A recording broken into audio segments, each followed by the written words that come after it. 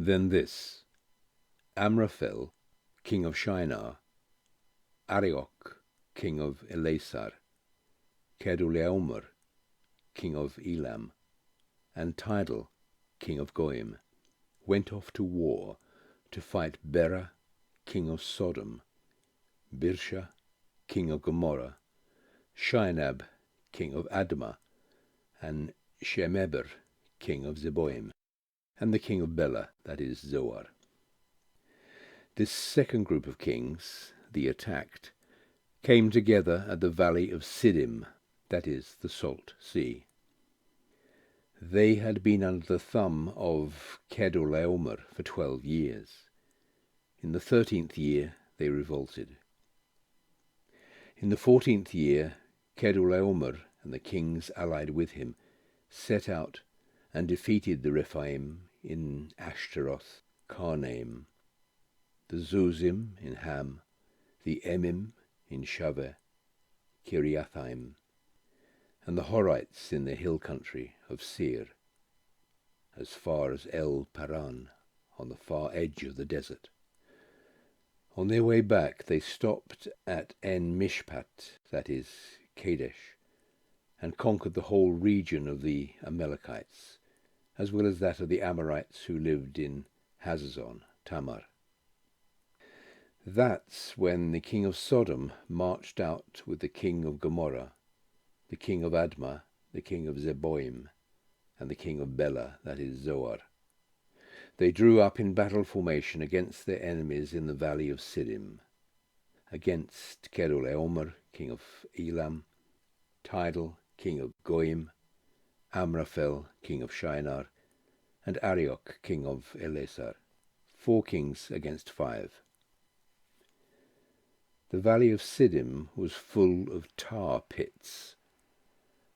When the kings of Sodom and Gomorrah fled, they fell into the tar pits, but the rest escaped into the mountains. The 4 kings captured all the possessions of Sodom and Gomorrah, all their food and equipment, and went on their way. They captured Lot, Abram's nephew, who was living in Sodom at the time, taking everything he owned with them. A fugitive came and reported to Abram the Hebrew. Abram was living at the oaks of Mamre the Amorite, brother of Eshcol and Aner. They were allies of Abram. When Abram heard that his nephew had been taken prisoner, he lined up his servants, all of them born in his household. There were 318 of them, and chased after the captors all the way to Dan. Abram and his men split into small groups and attacked by night. They chased them as far as Hobah, just north of Damascus. They recovered all the plunder, along with nephew Lot and his possessions, including the women and the people. After Abram returned from defeating Kedorlaomer and his allied kings, the king of Sodom came out to greet him in the valley of Shaveh, the king's valley.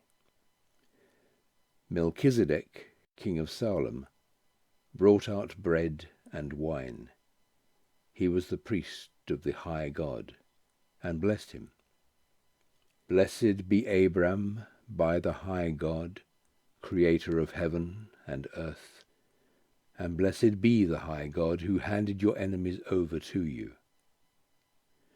Abram gave him 1/10 of all the recovered plunder.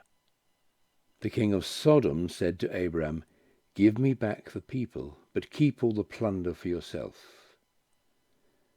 But Abram told the king of Sodom, "I swear to God, the high God, creator of heaven and earth, this solemn oath, that I'll take nothing from you, not so much as a thread or a shoestring. I'm not going to have you go around saying I made Abram rich. Nothing for me, other than what the young men ate, and the share of the men who went with me, Aner, Eshcol, and Mamre. They'll get their share of the plunder."